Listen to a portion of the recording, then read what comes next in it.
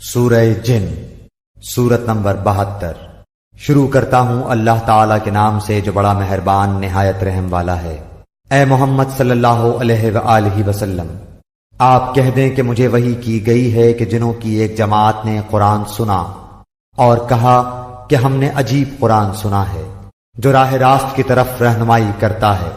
ہم اس پر ایمان لا چکے، اب ہم ہرگز کسی کو بھی اپنے رب کا شریک نہ بنائیں گے، اور بے شک ہمارے رب کی شان بڑی بلند ہے،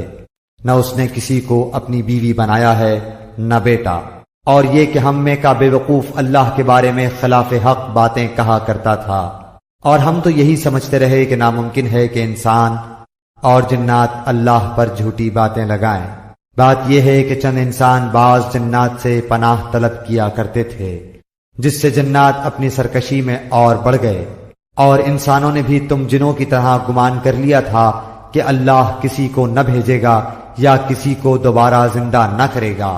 اور ہم نے آسمان کو ٹٹول کر دیکھا تو اسے سخت چوکیداروں اور سخت شعلوں سے پر پایا۔ اس سے پہلے ہم باتیں سننے کے لیے آسمان میں جگہ جگہ بیٹھ جایا کرتے تھے، اب جو بھی کان لگاتا ہے وہ ایک شعلے کو اپنی طاق میں پاتا ہے۔ ہم نہیں جانتے کہ زمین والوں کے ساتھ کسی برائی کا ارادہ کیا گیا ہے یا ان کے رب کا ارادہ ان کے ساتھ بھلائی کا ہے،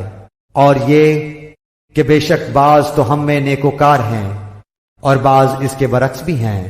ہم مختلف طریقوں سے بٹے ہوئے ہیں، اور ہم نے سمجھ لیا کہ ہم اللہ تعالی کو زمین میں ہرگز عاجز نہیں کر سکتے اور نہ ہم بھاگ کر اسے ہرا سکتے ہیں۔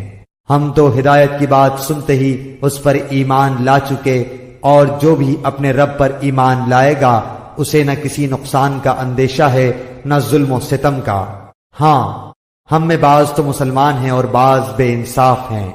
پس جو فرما بردار ہو گئے انہوں نے تو راہ راست کا قصد کیا، اور جو ظالم ہیں وہ جہنم کا ایندھن بن گئے۔ اور اے نبی، یہ بھی کہہ دو کہ اگر لوگ راہ راست پر سیدھے رہتے تو یقیناً ہم انہیں بہت وافر پانی پلاتے تاکہ ہم اس میں انہیں آزما لیں،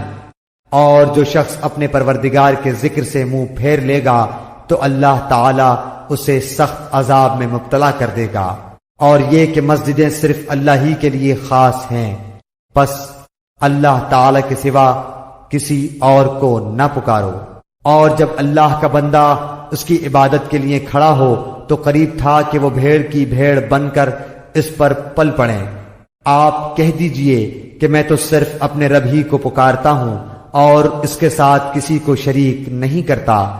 کہہ دیجئے کہ مجھے تمہارے کسی نفع نقصان کا اختیار نہیں۔